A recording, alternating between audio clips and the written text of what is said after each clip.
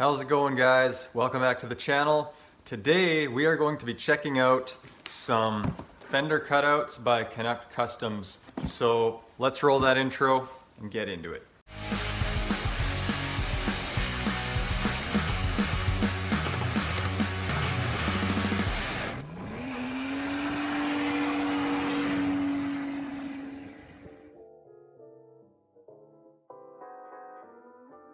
So I'll kind of start with a bit of a backstory on how I wound up with these Fender cutouts.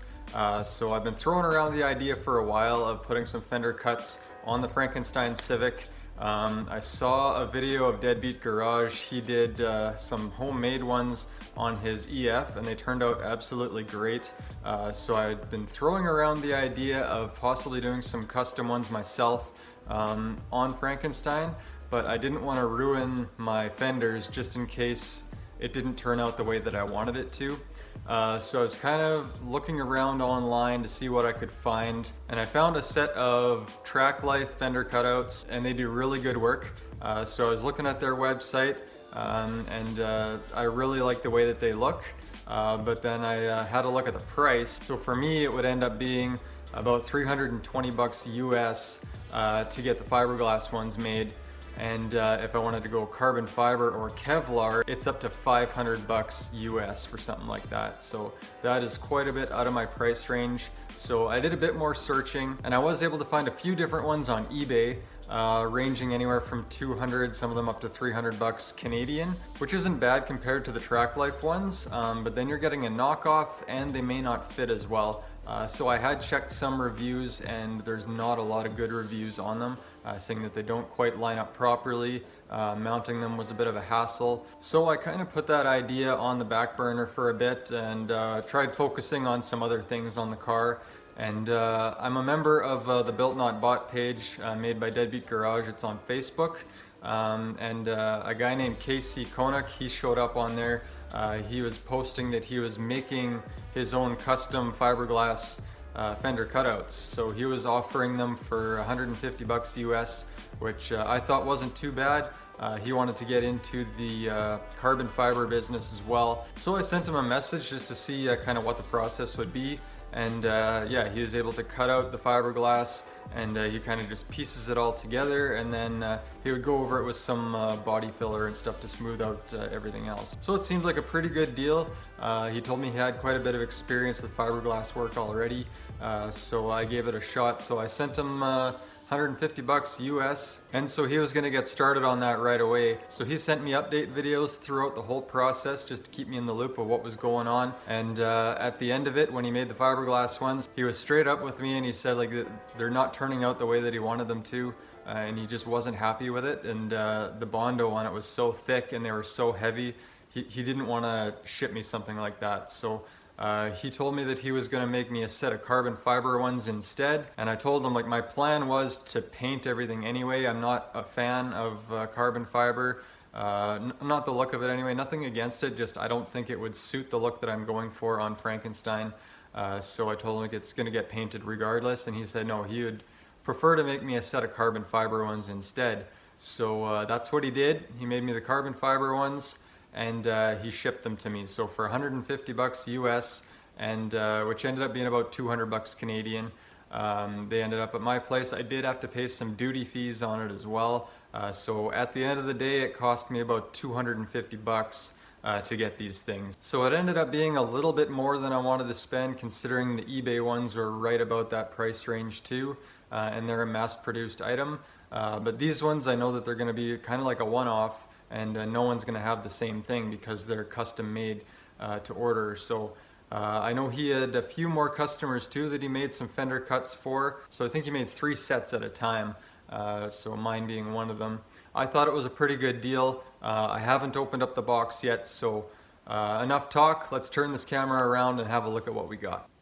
Alright, so like I said before, guys, this guy's company, he calls himself Canuck Customs, and looks like he just hand printed his logo on the side of the box. So like I said, he's just getting started with his fiberglass and carbon fiber business. He was already talking about doing custom wings and body kits, and he wants to do a wide body kit for his Civic as well. So he's definitely got a lot of plans, and this is kind of what started it all. So let's open the box and see what we got. I hope there's actually something in here because it feels empty, to be honest. But yeah, let's crack this thing open, see what we got.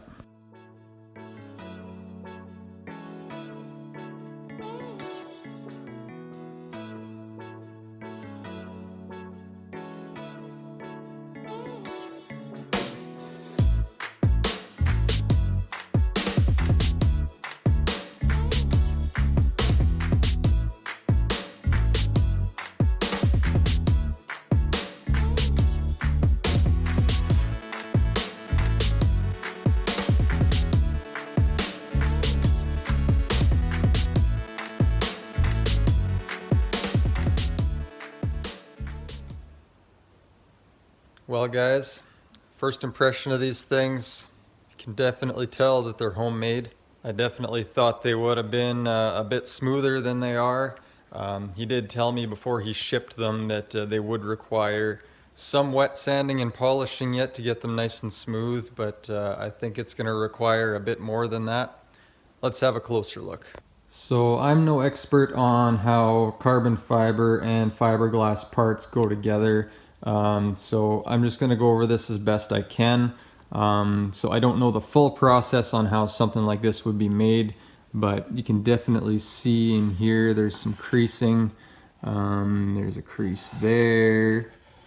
There's another crease here. So you can definitely tell it's not a smooth piece, and that's not just in the resin, that's in the carbon fiber itself. So to sand something like that down, I don't think is going to work because I'm going to end up messing up the fibers if I sand down that far. And looking at this other side, it's quite a bit worse. Look at these huge ripples in here. I don't know how I'm going to be able to fix that, or if that's even fixable. It is smooth on the back side, but looking at this side, I don't think I can fix that just by sanding it. And these aren't the thickest material either. Like if we have a look at this, it's like paper thin, and there is a lot of flex to it. So I'm afraid that if I install this and I actually use it on the car, the first rock that hits it is probably going to shatter the thing. Now don't get me wrong guys, I know a lot of work went into making these things, and I appreciate all the work that went into making them. And they're definitely functional. So if I was to install these on a track car that I didn't care too much about the looks, I would definitely be all for it installing them, because I'd get the functionality out of them. But the look that I'm going for on Frankenstein is almost like a show car, race car kind of look when I'm done with it. So I want it to look good and function at the same time. So these may not be the best fit for the car. But nevertheless, I do want to try to test fit them on one of my Fenders. I do have a scrap Fender just kicking around that I'm just planning on scrapping anyway. So I might as well cut it up and see how well one of these things fits on it. And if it does end up fitting, I don't know, maybe we'll be able to put it on a race car down the road somewhere. But yeah, I'm going to hold one of these up against the Fender. We'll see kind of how well it lines up. Alright guys, so I got my Fender laid out here on my table. And I got the fender cut right here, which I'm going to try to test fit. I don't know exactly how it's supposed to line up because it looks like he tried to follow this body line down here. So there's a bit of a curvature to that. So I'm not sure if I'm going to be able to get that to line up 100%. But in order to get the top part level, I'm probably going to want to follow this line right here and just cut all the way across. So if I hold this up to here, I can kind of get it to line up in that corner right there, and it's pretty close to the edge on this side.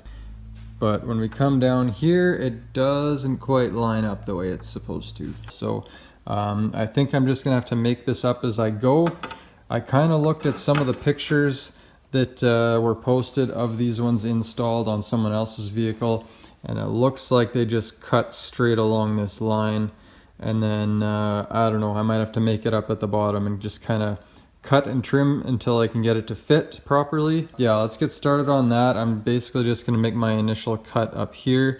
I want to keep some structure here as well as on the bottom side, so that there's some rigidity to it as well. And then I don't know how much I'm gonna have to cut off the bottom yet, but we'll cross that bridge when we get there.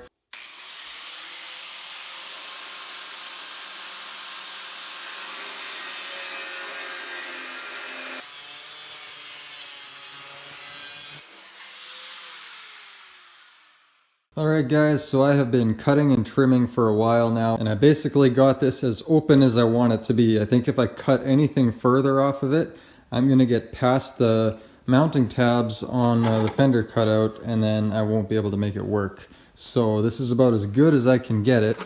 Now when I'm trying to line this thing up, it is definitely not perfect, but I think I can get it to work. So my initial plan was to get this top part level so it was in line. If you remember when I made this cut here, it was in line with the molding, and it still is, but when I install on here, it almost looks like it wants to angle upwards a bit, and that's the only way that I can get this corner to line up, as well as this corner to almost line up. So I think that is as good as I am going to get it. So what I'm going to do now is basically line up one corner. I'll drill a hole and probably put a bolt in there, and then I'll see if I can line up the other corners, and then we'll kind of see how this all lines up in the end. And then we'll see if we can fit it up on the car yet too, and see what it looks like.